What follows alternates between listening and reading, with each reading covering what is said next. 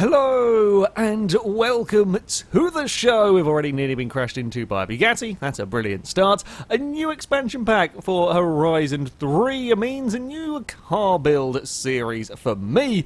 I very much enjoyed the hill climb monsters. However, we are going to mix things up by doing a Hot Wheels Showdown. Now, we are sticking with S1 class.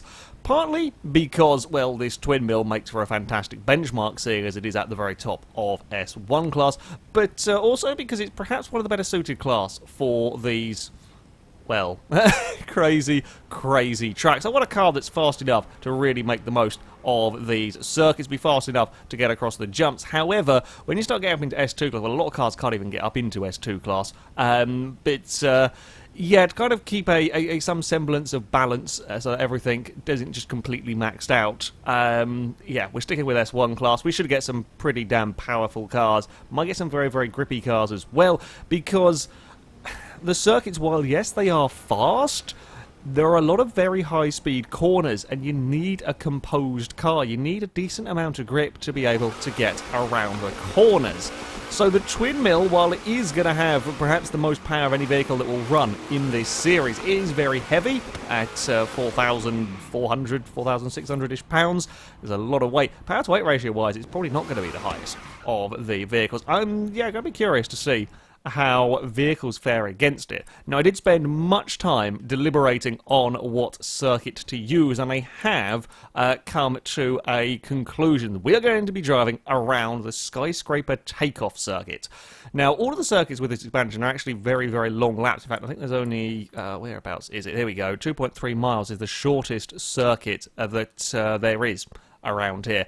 And it's about a minute lap. Is a relatively fast circuit, this one. But yeah, the rest of the tracks are all relatively long laps. I mean, we're talking about 2.5 minutes a lap. This one here is, while it is 3.5 miles, it's not too long of a lap, and it's got all sorts of corners, which we will get to in a minute. So, here we are on the start line for this series. The cars are going to be given 5 laps around the circuit. Now, I have done a little bit of practice around here with a couple of different cars, so I'm not going into this completely and utterly unexperienced around the circuit to give the twin mill a relatively fair shot. The cars are also going to be driven in third person. Reason being, visibility is a big issue, especially in this. You know, I can just about race it like this. It's not particularly great. It's not particularly great. And as you're dealing with a lot of crests, a lot of sudden change of direction, some of the cars with very low roof lines, etc., you just can't see where you're going for half of it. So yeah, we are going to be driving the cars in third person. The circuit, as I said, has a great mixture of corners. I'm hoping will prove to be a really interesting challenge. Now, with the single-player races, you can choose the stunts that go on, sort of things like this. This is a crossover split. I can't remember the proper name for it now, but you can swap these out. You can have loop there instead, or other things in that area. However, we're doing this in Rivals mode, and I don't have options to change stuff in Rivals mode, so it is what it is, essentially, around the course. And I actually quite like the combination that we have on this circuit. So we've got the very slow, very technical crossover point, then we have the fast section towards the end of the lap, a big jump with a boost pad before, and then a boost pad on the landing. So getting that landing right is going to be very important. We then loop around. It's a long, very fast 200-mile-an-hour loop as we barrel down towards the final corner. That is another huge stamp on the brakes to get it slowed down through this technical section, and that's a lap around this circuit. It's got enough tight and twisty bits so that cars like this, the full-on crazy powerful cars, are actually going to be quite a handful. You know, corners like this one here. In one, I was driving a Corvette Z06 Hot Wheels Edition. Not Hot Wheels Edition. Horizon Edition, there we go. I'm going to say that's wrong so many times now, I think. Yeah, I was driving that around here as one of the cars just to get a feel for the circuit. It was flat out around that sort of second corner. It was flat out in other places as well. This twin mill can't be, but of course, Corvette's never going to be as fast as this in a straight line. In fact, I think the target time at the moment is the one set by the set by the Corvette, so we'll see if we can go faster in the twin mill. The brakes on the twin mill aren't the greatest either. We've really got to make sure that we get it slowed down into this narrow section. You know, it's got nice big tyres on this car. It does change direction quite well, but I'm going to be interested to see how different cars will manage around this course. I think some handling cars will stand quite good chance of making up time elsewhere. Yeah, you're going to want to have long gear ratios, and I am going to have a rule with this whereby I will tune all of the cars to have gear ratios that will exceed 200 miles an hour, because that is what that launch pad is going to do to them. They are going to hit, I think that will launch them at 200 miles an hour, so I will lengthen the gears in all of the vehicles to make it fair on the cars, because this is quite a different sort of... Oh, we've gone quicker already. This is a different sort of series to what we have had before. And to be fair, in the past, if the cars have had like undrivably short gear ratios, I have changed them. But you kind of got to mix, or you kind of got to change the rules a little bit, or add different rule sets for the different series, just so that it makes sense for the Hot Wheels track here, or carry a lot of speed through that beach corner. It is quite possible in the attempts to carry more and more speed through there to run a wheel over the edge. Now you'll get away with dipping a wheel down the hill. You don't lose control, surprisingly, if you dip a wheel all the way over the edge of the curb. It's if you hit the sand, that's when you are pretty much gone for. You might, if you're very lucky and really slow down, you might be able to recover it, but it's going to be quite difficult. Now, as far as routes through here goes, I'm not sure. I'm fairly confident there's absolutely no difference in terms of lap speed. It's going to be perfectly symmetrical through there. I'm probably end up just going to dive to the right hand side. I don't particularly know why, but that's just the direction that I kind of chose. That's going to be the way I'm going to end up taking most of the cars. So you come towards the speed boost, stick it up into 6 as we fly across the first one. Oh, a little bit awkward on the landing there, but we have got away with it again with 200 miles an hour plus on the way up into the very, very long, lazy loop. How late dare I get on the brakes down here? Not very with the twin mill, not very at all. Try and get it turned, a little bit of understeer going on there as we wiggle, and now got a little bit of oversteer from the horrendously powerful car. You've got to be very careful in terms of the walls around this circuit. There is little margin for error, and this is the only corner that you can actually really run wide on. Everything else you will just bounce the wall. We're going to have a big slide on the way out of there, but nothing too terrible. Not a great first sector, judging by the ghost flags. Now the other interesting point we have up here is the split route. I am likely to take this line. I'm likely to take this line while you're a little slower on the way into it. It does mean that you can then be flat out through this corner here, and I feel like there's a bit more of a gain potentially for going flat out through there than there is for going flat out on the way into it. So yeah, that's the route. I may, if I carry too much speed on the way up the hill, I might have to take the alternate or the other line, depending on what the car is doing and so on. And that's not good. We run in and bump the wall through there. We will, kind of see how that one goes. It's all going to depend on how brave I am carrying speed up the hill.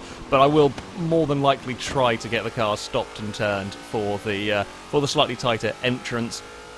Again, it does tend to be my driving style. I'll take me a little bit slower on the way into a corner, be faster on the way out, even when we're dealing with a Hot Wheels track.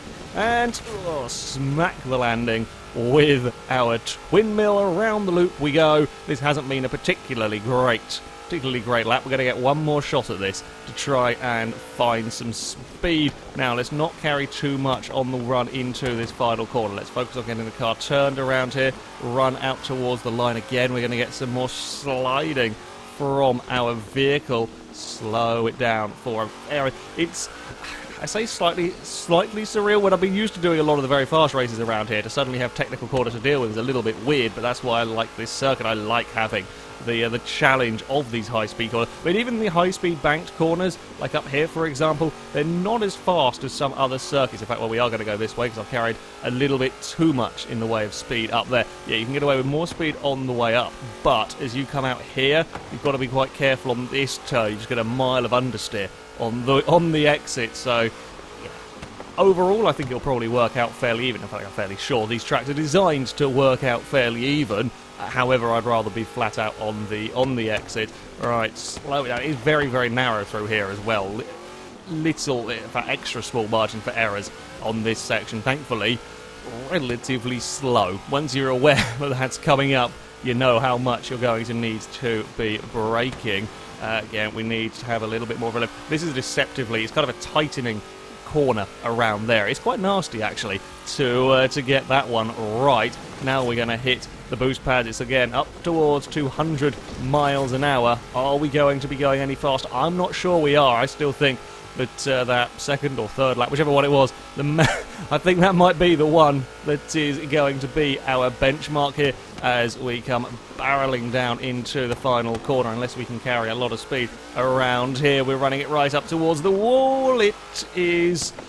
I think it might be a little bit faster, actually. I think it was a little bit faster. On that final run, we will have some celebratory donuts from the Twin Miller. 36.4 is going to be the time to try and beat. Yeah, a solid car, most definitely a solid car, as you would imagine, to drive around here. I think I managed to ding the door a little bit from from one of those bumps. That is our benchmark. That we're going to see if any of the other cars are going to be able to go faster. I feel like some perhaps can. I'm going to be curious to see what will be quick around here. So the first vehicle to take on the Twin Mill is going to be the barn find from the Hot Wheels expansion. This is the Ford Deluxe 5-window coupe. It is a really rather interesting car to have in the game from 1932. I think it might be the oldest car to be in Forza. Certainly, if it isn't, it is right up there. Now, there are some interesting upgrades that can be done to this car, and we shall go through the kind of rules for this build series. As I said, it is going to... all the cars are going to be run on racing tyres. Now, when we're on the Hot Wheels land, there is an option to have Hot Wheels race tyre compound. Now, as far as I'm aware, as far as the stats say, these are identical to the normal race tyres. The only difference being these have got a nice little red ring around them. So we're going to run on these because, sure, why not? I don't know if you can actually put these on cars when you're in the other areas. I haven't tested it. Quite possibly you can. But yeah, it's just sort of a visual thing. But we will go for that there. Driveline is going to be left stock for these vehicles. Unlike with the rally cars where, of course, all-wheel drive is a horrendous advantage. Here, I'm going to say the cars are going to run whatever they came with, which means that we're going to see some rear-wheel drive, we're going to see some all-wheel drive, possibly even some front-wheel drive cars. I think the front-wheel drive might struggle, but, you know, they can run in this series. Engines will be left standard unless they are unable to get to the top of S1 class, which is going to be the case with this car. You know, for 1932 the engine was okay, but for this, nope. Not going to do. So we're going to put the 5.2 litre V8 into it. That is much, much glorious power. And that's fine by me. We can probably put... we're probably going to have to put on all the power. It's probably going to be running 1,000 horsepower and weigh nothing. Scary prospect for us all. Now, there are a couple of conversions that we can do to the car. We can have a hot rod conversion. We can put some fenders on it if we want. I'm going for the hot rod conversion for tyre widths because I want as big a tyres on this car as possible. As I said, grip, being able to carry speed around the long corners is going to be so very important to these cars that I need as bigger tyres as possible. That is by far and away the most important thing in many ways. We are going to then, of course, be wanting Forza Aero on the vehicle, so that can go there. Now, one of the slightly sad things about this build, I did have a quick look before I started recording this video. I would love to be able to run the chopped top on this, have it a proper hot rod looking car. However, I need the rear downforce. I want the rear downforce on this. I can't have a chopped top and some rear downforce, which is a little bit of a shame. I wish that the chopped top came part of that hot rod conversion that I put on the car so that I could do this. Yeah, a little bit of a shame. But there we go at the back. We are going to take away all the excess weight. Sure. And at the front, one of my favourite things with this vehicle is you can take away the bonnet. Yeah, it looks really cool. And that is naturally what we are going to have on here. Oh, we can have a supercharger on top, if you like. But why have the supercharger on top where you can just take away the entirety of the front? That's what we're going to be going for. Right, let's go and we're going to put all of this stuff on the vehicle because I doubt the standard gearbox is going to really like too much having this much power going through it. We will also... I'm now slightly concerned. Are we going to get up into... Okay, we are going to get up into S1 class. I'm not sure this is going to get to the top of S1 class. Suspension is an interesting conundrum in some ways. Do we go for rally suspension, be a little bit more compliant across the bumps, or do we go race suspension? Not going to like the big landing so much. However, we'll be a little bit faster through the corners. Seeing as we've only got one jump to deal with, and the twin mill was running on, well, it's standard suspension that certainly wasn't rally suspension, I'm going with the race for this. We're going to go with the race suspension. My logic being that while the rally suspension isn't bad, don't get me wrong, it actually does work very, very well on most circuits. It does tend to be, well, it's race and it's softened, and for most of the corners, that's going to leave us with a wallowy boat. So we're going to go with some race suspension on our vehicles. We are also, of course, going for all of these parts that we can possibly get on the car. And the PI jump from the roll cage. That's how wibbly and wobbly the game reckons the chassis is. And then we're going to take the weight out. Not that there's much weight to begin with, but we are going to take the weight out of our car. Right, let's go and chuck on all of these parts. We will get as much power out of it as we can, and then I think we're going to go for... do we go supercharger or do we go turbocharger? That is the question. I'm kind of leaning a little bit towards supercharger on the vehicle, I'll be honest, although I think the turbos will get us more power. So we might have to go... some of the engines, it doesn't make a difference. They'll get an equal amount of power out of the superchargers or turbos. Some of them it does. I'm not sure about this engine, actually. I'm thinking turbos. I'm thinking we're going to go turbos on our vehicle here. Oh, this is going to be a monster. It really is going to be a hell of a monster to kick off the series, up to 1,022 horsepower, 1,074, and, or to put oil and cooling on, 1,074 horsepower in our Ford Deluxe. Now, it might not quite have the 1,400 of the twin mill, but this is half the weight. Half the weight in only 400 horsepower less means power to weight ratio-wise, this is ridiculous. Tyres, not as big. I mean, look at the spindly front tyres that we have got on them. Have I actually done tyre widths?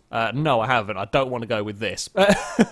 Look at the PI increase from the tyre widths there. That explains a lot. 245s at the front as opposed to 155. Yes, I want 245s at the front. And at the back, we're going to have 295s. That's more like it. You're actually up to 896 in terms of PI. How did I miss tyres? That would have been a very embarrassing way to start off this series. We've got some lovely big old tyres on our car. We are going to see if we can challenge that twin mill.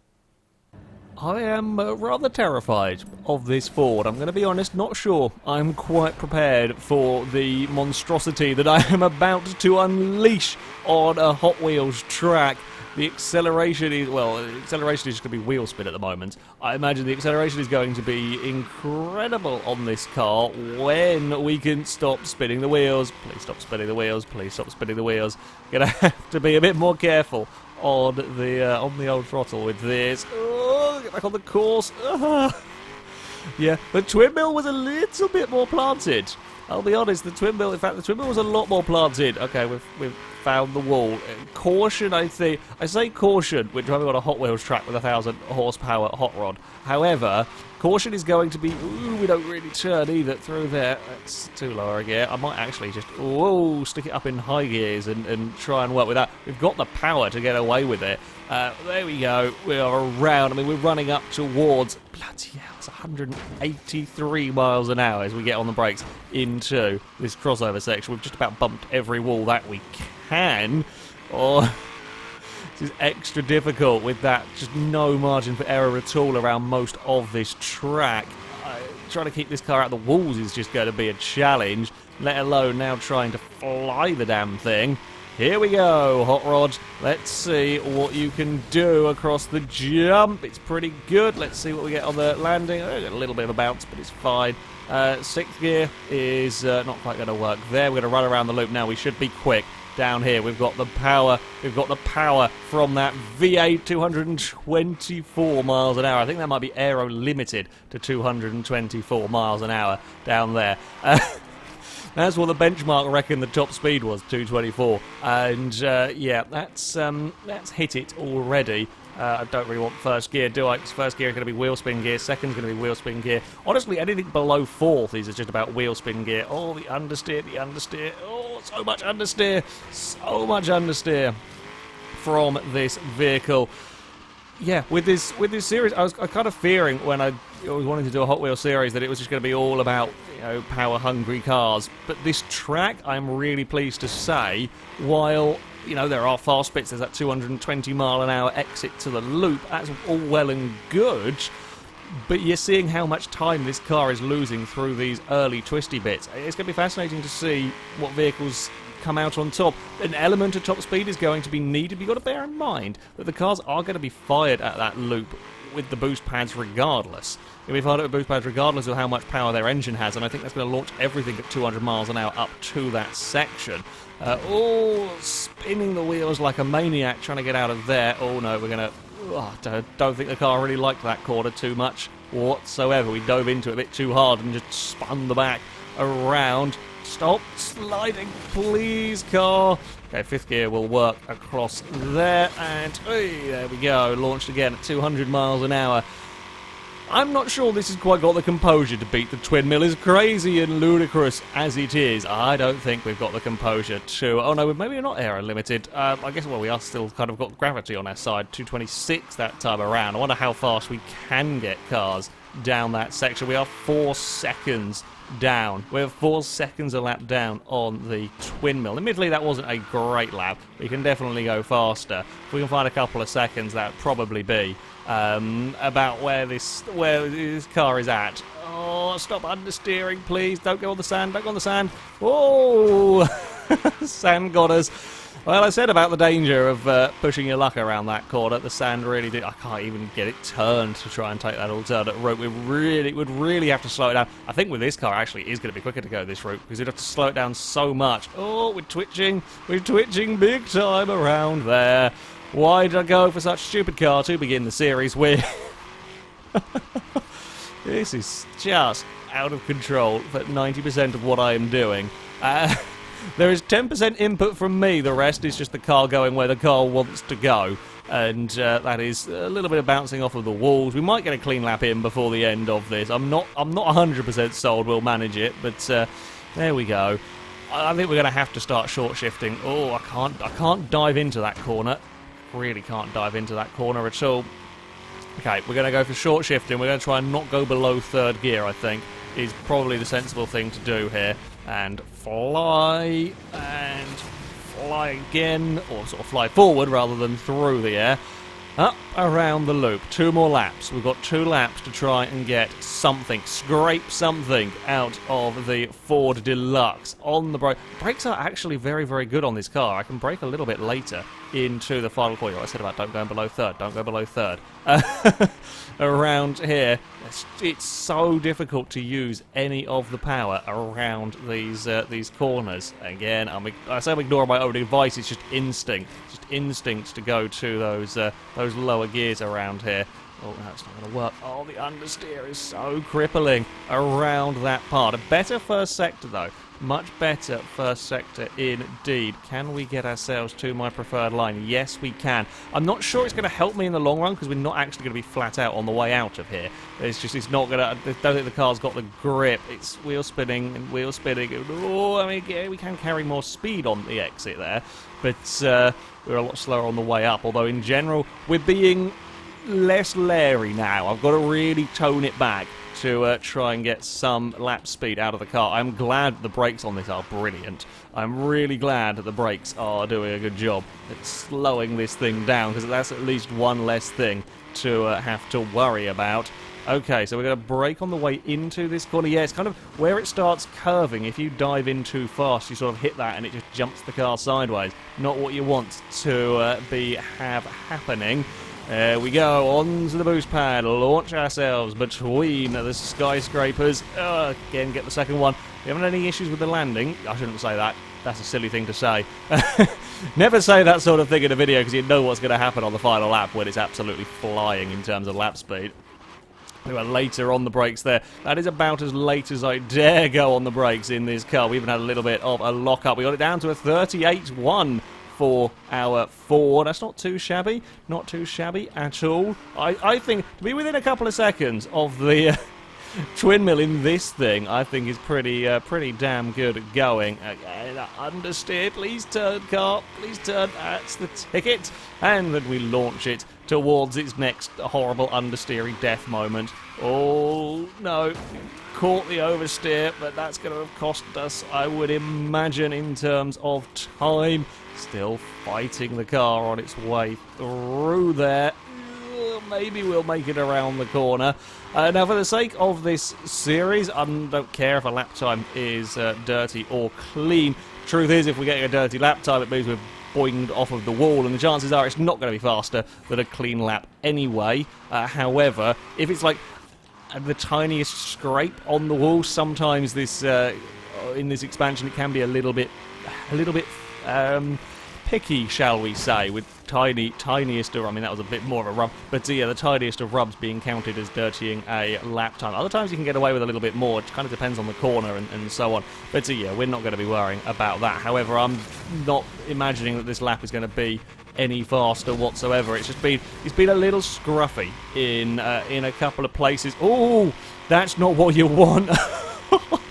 As we were 190 miles an hour as we hit the top of that loop and the back end let go. The back end letting go at 190 miles an hour is not a thing that you want to have happen. No, it wasn't a good final run. It's a 39 something. Oh, we survived. Just about survived. 38.1 as the time for our Ford. It can definitely do some celebratory donuts now. Its job is done. It got, well, kind of what I wanted it to do after realising after the initial lap sort of what we were working with. Got within 2 seconds of the twin mill. Horrendously fast in a straight line. Huge amount of acceleration when you can actually get some traction, which is difficult and quite a lot of understeer. Very, very tough to get it through some of the faster corners. But yeah, within 2 seconds of the twin mill, certainly a brilliant looking car. I think a fantastic addition to the game as well. Just a shame we can't have the chopped roof and aero on the car. Well, that is our first vehicle to run in this series. Who knows what is going to be able to beat the twin mill? This just a little bit too crazy. That, though, is going to be it from me. Thank you very much for watching, and until next time, goodbye.